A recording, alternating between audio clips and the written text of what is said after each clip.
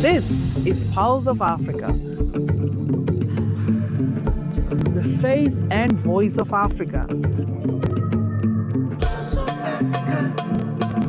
The story of resurgent and burgeoning Africa is here, only on the Pulse of Africa channel.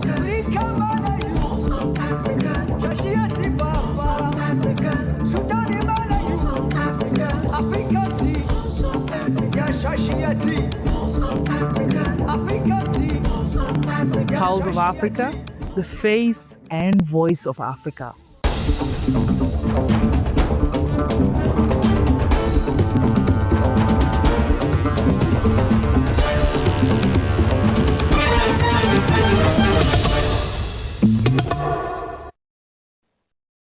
Hello and welcome. I am Samia Mohammed and this is Pulse of Africa Daily News. Stay with us for in-depth coverage of the stories shaping our region and the world.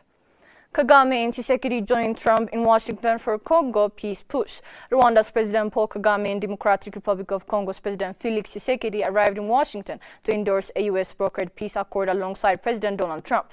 The White House has been positioned as the stage for efforts to end Africa's most protracted conflict in eastern DR Congo. The accord builds on an initial agreement signed in June and a framework established in November. Leaders are expected to ratify commitments for troop withdrawals, militia disarmament, and economic cooperation.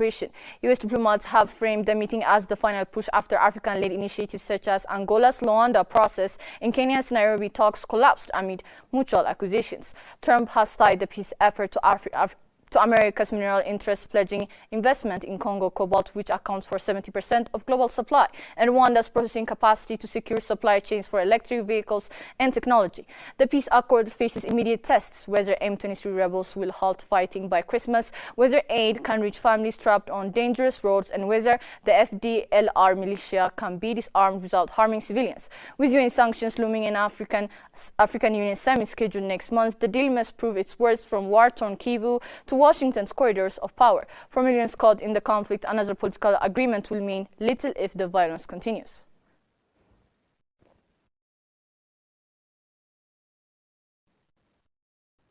President Mnangagwa urges ZANU-PF to spearhead NDS2 delivery as investment confidence grows. President Emerson Mnangagwa has called on ZANU-PF to take a central role in consolidating Zimbabwe's economic recovery and rising investor confidence by ensuring decisive delivery under a newly launched National Development Strategy 2. Addressing in the party's 389th Politburo meeting in Harare, Mnangagwa said the completion of NDS1 at the end of this year and the launch of NDS2 had laid a firm foundation for accelerated national development. He described the achievement of the Transitional Stabilization Program and NDS1 as milestones shaped by party resolutions, adding that ZANU-PF remained a listening government. The president highlighted that the 2026 national budget announced last week was crafted in line with resolutions adopted at the party's recent conference, reflecting continued alignment between government priorities and community needs. He said Vision 2030 and NDS to remain guiding beacons for Zimbabwe's future. Mnangagwa noted that Zimbabwe had recorded unprecedented milestones across key sectors with strong growth supported by agriculture, high global mineral prices, and increased investment in manufacturing, tourism, construction, and infrastructure.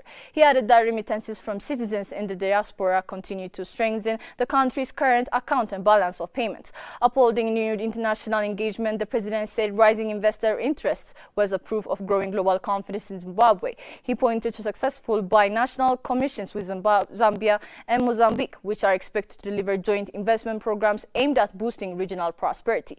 Turning to governance and modernization, Mnangagwa urged the party to embrace technological developments shaping global politics and administration, including ICTs and artificial intelligence. He stressed the need for ZANU-PF to proactively adapt these trends. Launched last week, NDS2 is expected to consolidate the gains made under NDS1 and push Zimbabwe closer to attaining an upper middle income economy by 2030. Fiscal measures introduced through the 2026 national budget will support implementation across priority sectors.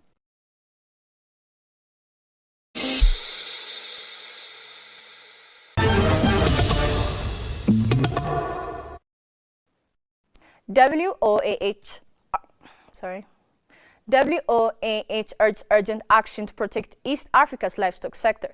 The World Organization for Animal Health has urged stronger regional cooperation to protect East Africa's livestock sector, warning that growing threats are undermining one of the region's most important economic pillars. Dr. Baba Samari, WOAH Deputy Director General, said livestock remains vital for food security, trade and employment across the Horn of Africa. He noted that livestock supports millions of households, drives regional and international trade, and has long sustained rural economies through exports to markets such as Middle East. But the sector is increasingly vulnerable to livestock diseases, droughts, insecurity, and cross-border challenges.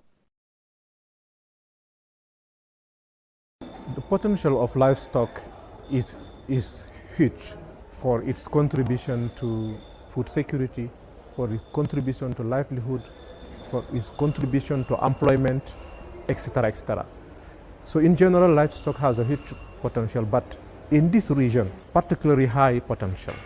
This region has a long tradition of exporting livestock. It is the main supplier of livestock to the Middle East and to many other areas. So it's an established system, very performing, which lead to several good outcomes. Dr. Somar emphasized that improving veterinary services is essential to preventing and controlling disease outbreaks. He called for harmonized regional standards, legislation and certification systems to ensure the safe and efficient movement of animals across borders. He added that countries must invest in resilient animal health systems and sustainable farming practices, stressing that healthy ecosystems are the foundation of long-term livestock production. Unfortunately, that huge potential is threatened by livestock disease, by drought, by security, by a number of threats and risks. And what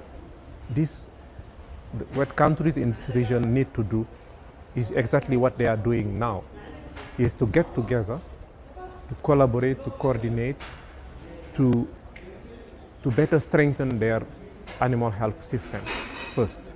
Because without strong veterinary service, you cannot prevent, detect early and control livestock disease. WOAH continues to assist member countries by strengthening veterinary capacity, supporting disease surveillance, and setting international standards for safe trade. The organization says coordinated multi-sectoral action is crucial for safeguarding a sector on which millions of East Africans depend.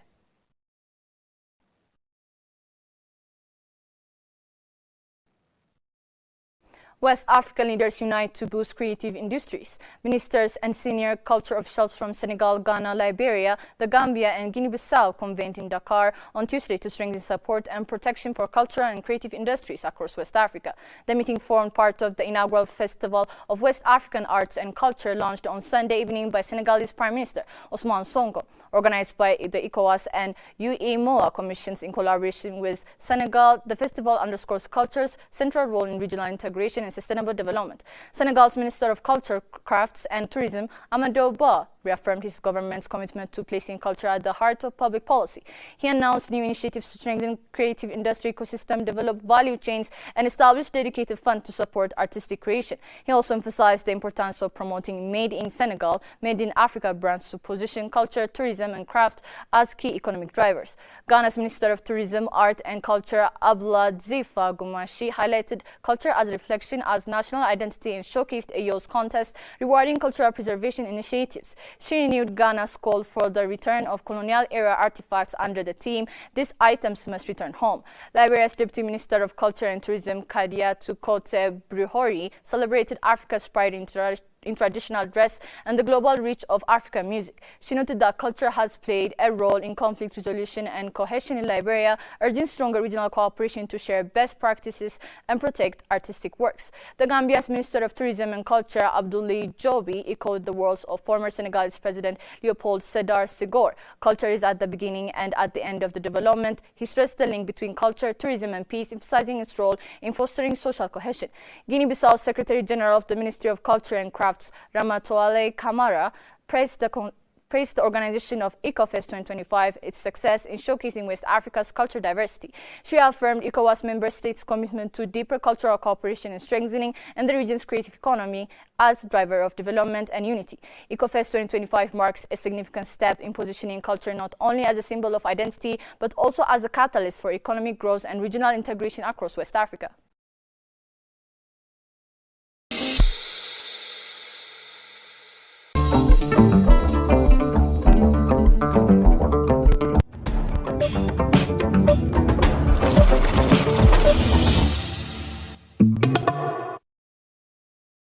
Now to business news.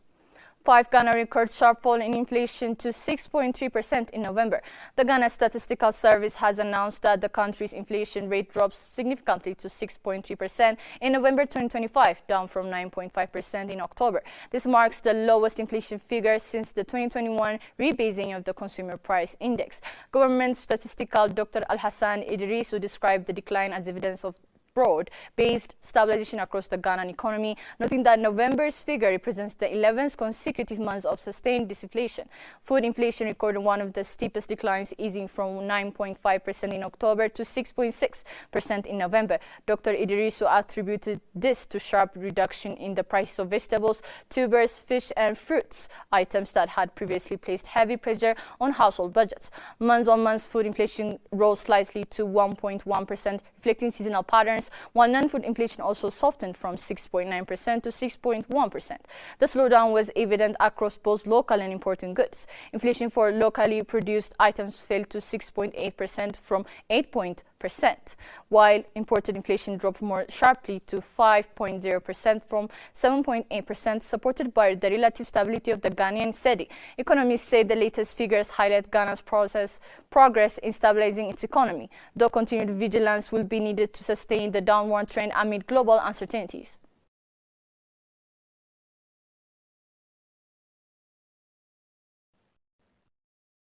Spain and Morocco pledged to boost cooperation at all levels. Spain and Morocco have celebrated the importance of cooperation, pledging to further boost ties and collaboration at all levels.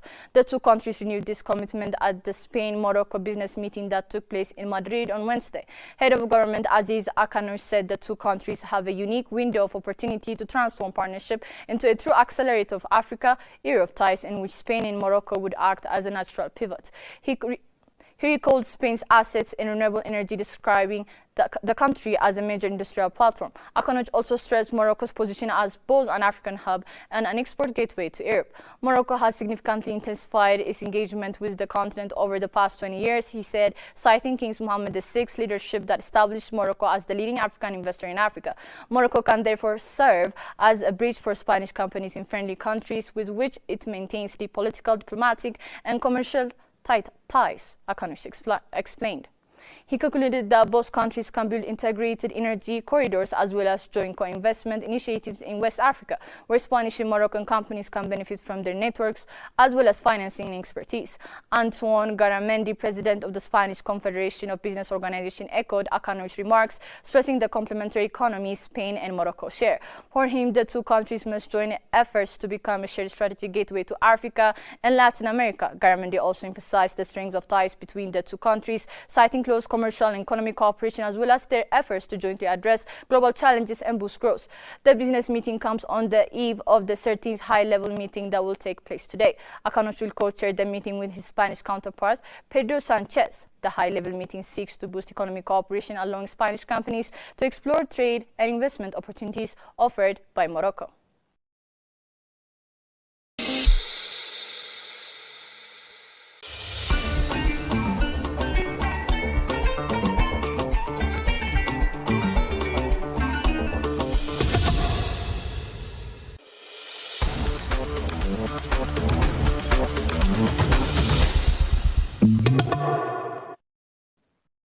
Finally, AFCON Morocco 2025 Diaspora Tour continues within 1 day of 2-day stop in Paris. The Paris stop on Wednesday of the Diaspora Tour, held to promote next month's AFCON in Morocco, brought together prominent figures from African football as the trophy was unveiled to public near to Eiffel Tower.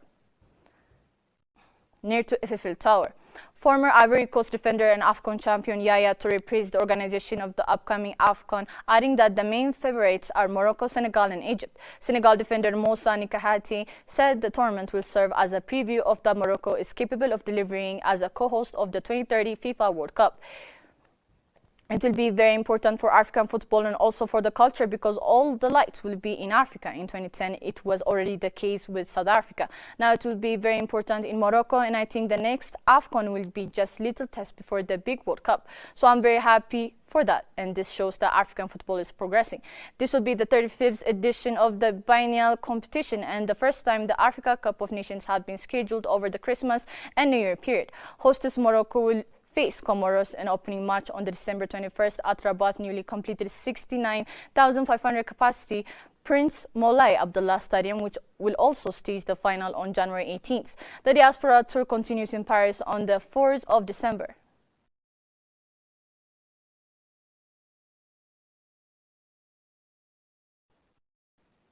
That's all from Pulse of Africa News for the hour. Thank you for joining us and stay tuned for more updates from Africa.